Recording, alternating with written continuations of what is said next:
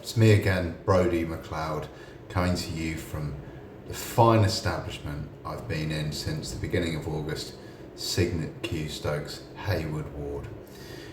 I made a video earlier about funding and the way the NHS is deferring to the first funder principle, but it was a bit wordy, it was a bit sort of like jargony, and so I've tried to get a disambiguous layman's terms thing that if you, like me, as just a normal person with a bit of toothpaste on your t-shirt and a whole lot of confusion and not really very much legal knowledge, might have seen the video earlier, you might have seen, well, I've seen that, but it's got loads of weird Latin shit in it that doesn't really mean anything to me, and I don't really understand what the fuck he's talking about. And like, if you are interested in that sort of thing, you're probably either somebody who works in the NHS and already knows that they're bent as an iron bob note, or maybe you might be somebody who is a mental health patient who is going to be told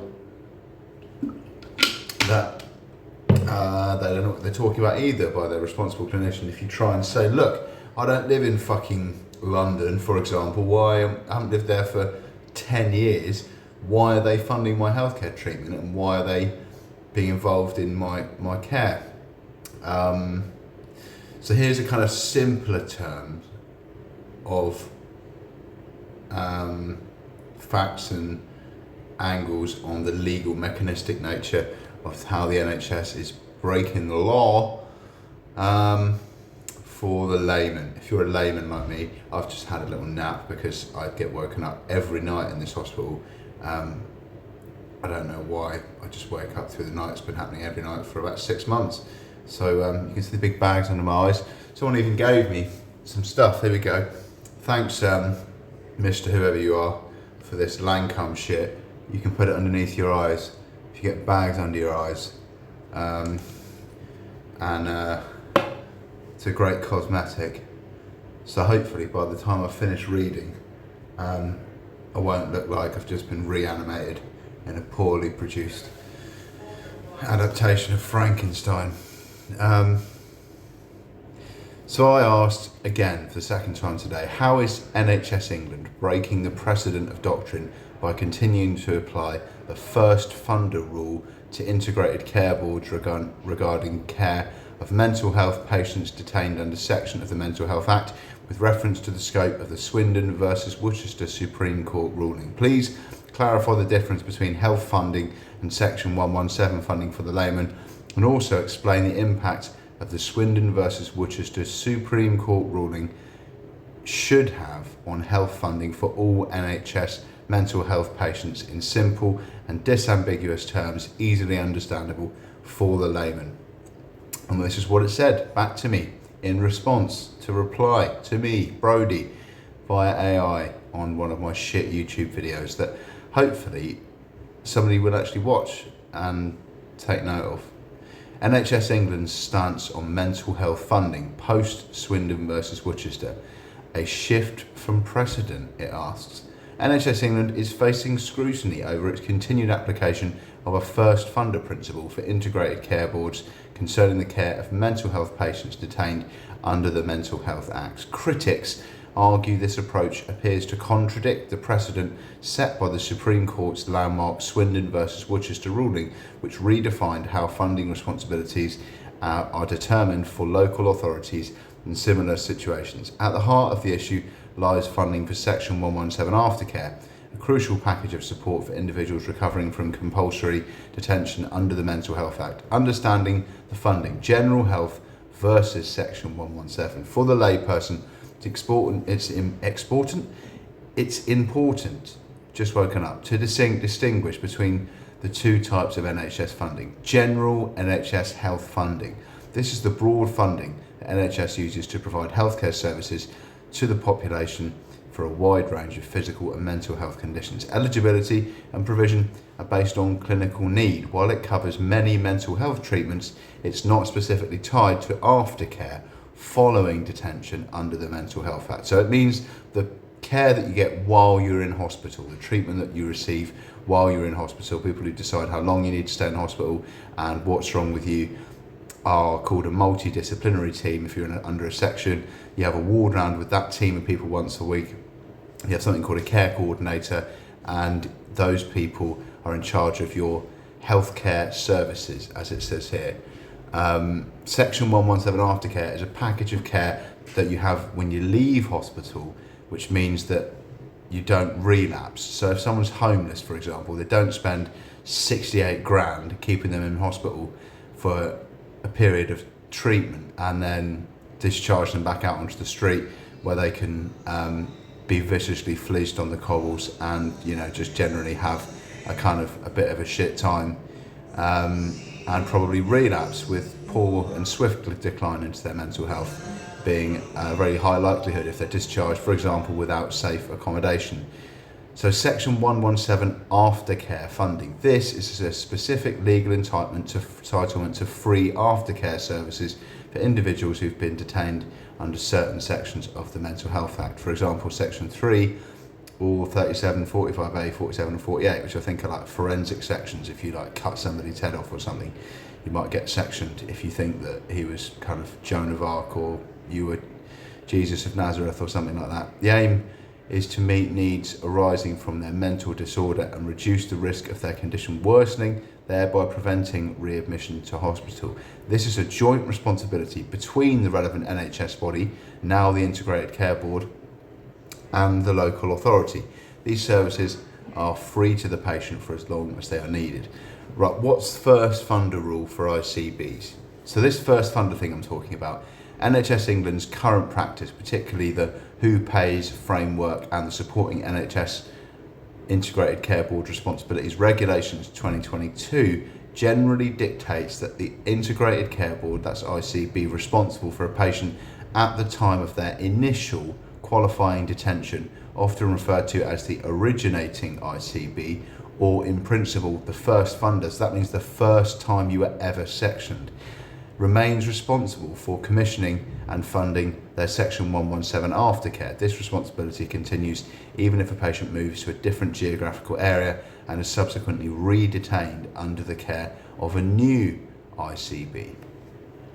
What was the Swindon versus Worcester Supreme Court ruling?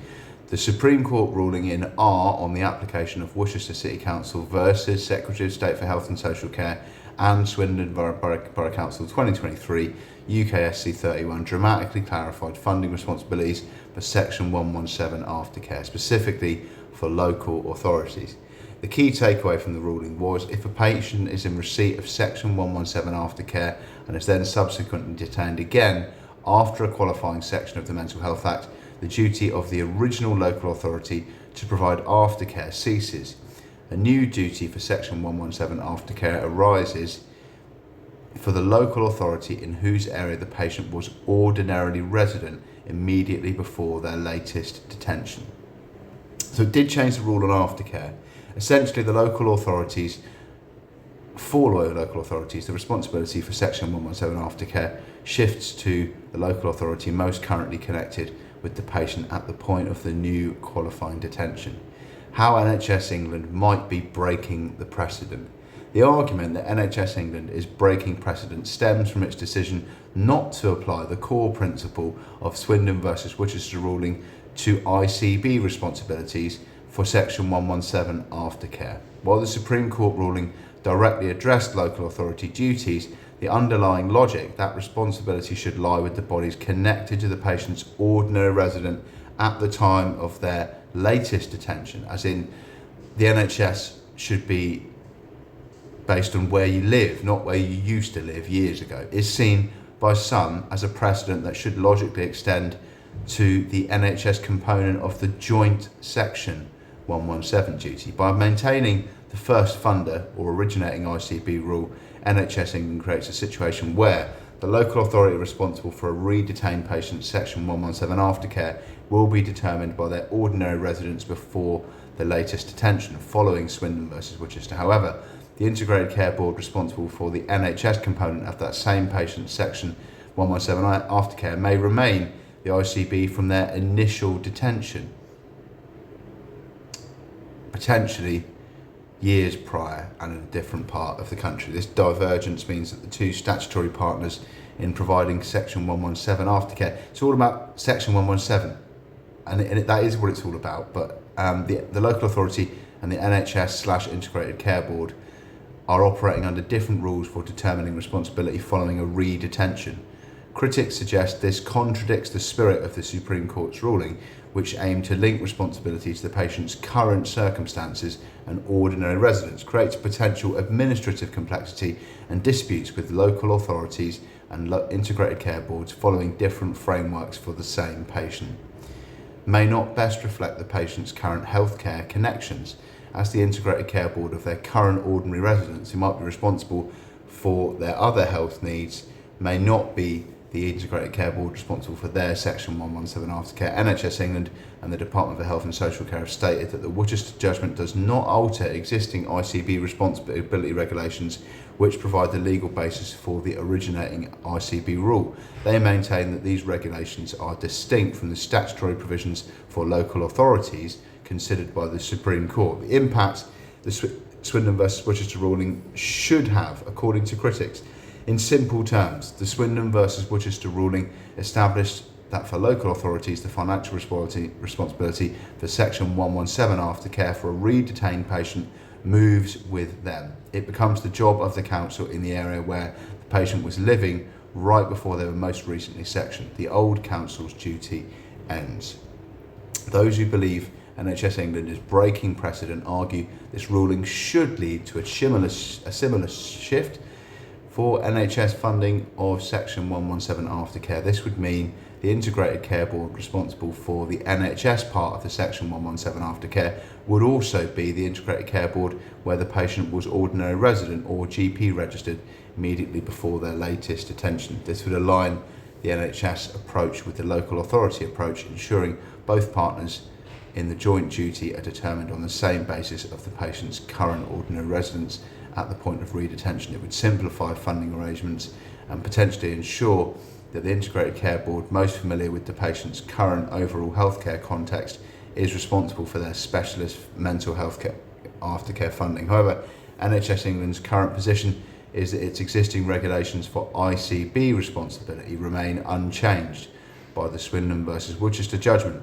This ongoing discrepancy continues to be a point of discussion and concern within the health and I can't even say health and social care sector. The bags under my eyes have gone. I love using Lancôme. I buy these shitty little butt plugs and put them under my eyes every day. Lancôme. You can look great like me. Like you're 50 years old when you're only 39. I'm 39 next month, actually. Fuck knows what I'm going to do about that. But cheers for watching it.